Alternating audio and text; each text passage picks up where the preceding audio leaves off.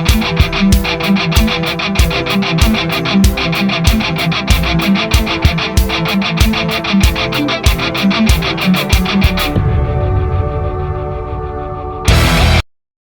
people. This is Sandra from Source News and the Bible Talk Show. I found this video, and it is really good by Jack Hibbs.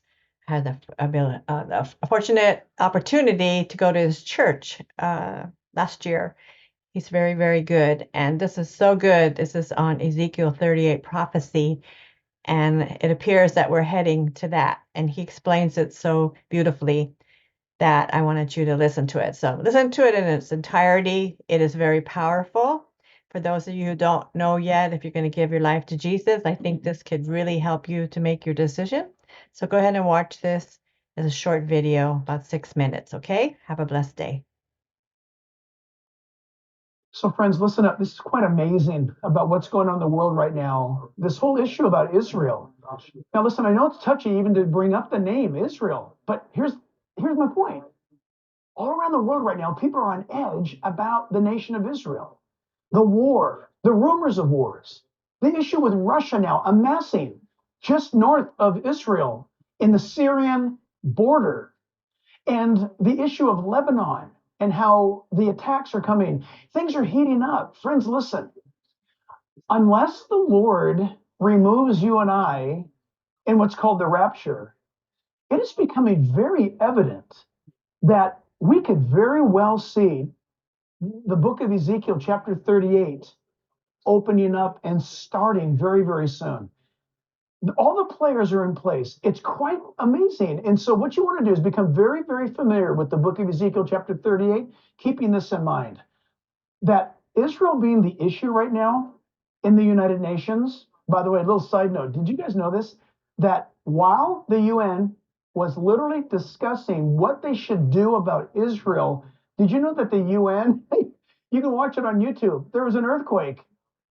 There was an earthquake, and they had to stop talking, and they're looking around because the ground shook. I'm not saying God shook the ground. I'm just saying that God knew the ground was going to shake the hour that they're going to be discussing what should we do with Israel. Listen, God says that Israel is the apple of his eye. That's the cornea of your eye. This most sensitive part of your eye, God says, that's Israel to me. So, friends, listen, let's forget about the controversy of Israel. Let's embrace this reality. Israel's in the news, if you like it or not. The Jews are back in their land, if you like it or not. The nations of that local region are gathered against Israel right now for war, if you like it or not. My point is this: all of these things are written down in the Bible because they're true, and they're happening right now in front of us. Friends, we've never been alive at a time like this before. This is an absolutely fascinating time. Why? Because God is almost done with the church on earth, and he's about ready to pull the veil off the eyes of the Jewish people. Why? Here's why, and here's how. The why is they are going to start believing in him. The how is by a very specific war that God will win for Israel. So much so that Israel will know that it's God who did it. And when God does it, he says in Ezekiel 38, he's going to destroy the invading armies of Persia, Iran, and Libya, and listen, other nations, but being led by the leader, Gog, G-O-G, the prince of Rosh, Meshach, and Tubal. That's the area of Russia today. When it happens, it's not going to be a kind of maybe, Fox News says Israel defeated Russia and the coalition, and CNN says no, it was Iran who flubbed it up. Oh no, the Bible's very clear. The Bible says God will intervene. They will be totally destroyed in the mountains of Israel, and Israel will begin to believe, is in the Hebrew prophet. They begin to believe. Something happens where they begin to believe. A switch is going to be thrown, and Israel's going to know. And I'm making this next part up.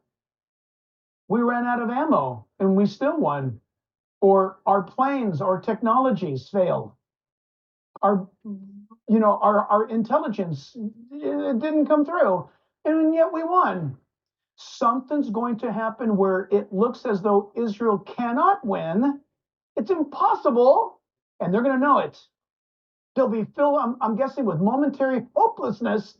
And then God says, I will cause the invading armies, I'm going to cause their own warfare to go fall back on their own heads and destroy them in the mountains of Israel.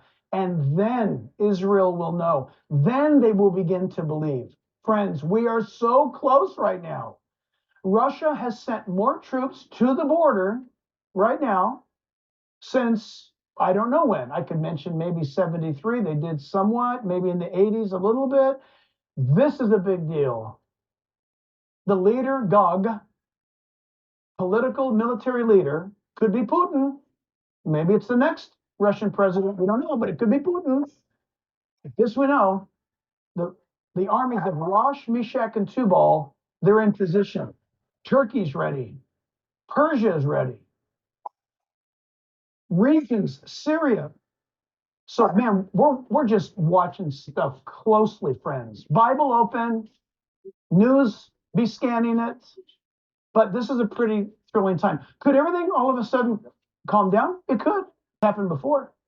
But we've never been this close down the calendar, down the hallways of time than we are right now. My question to you is, if you wake up tomorrow and you see that what I just said is coming to pass, then you have to become a believer. That's the deal.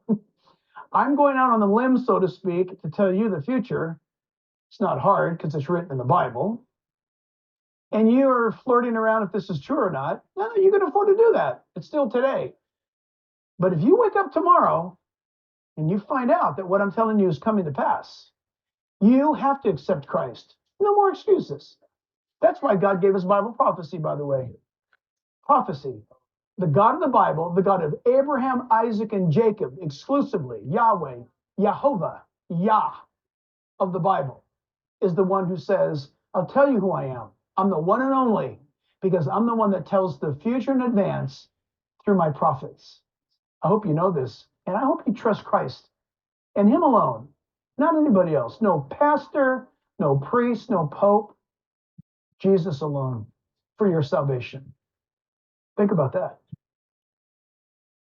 That was really good. I hope you enjoyed it and I hope you watched the whole thing.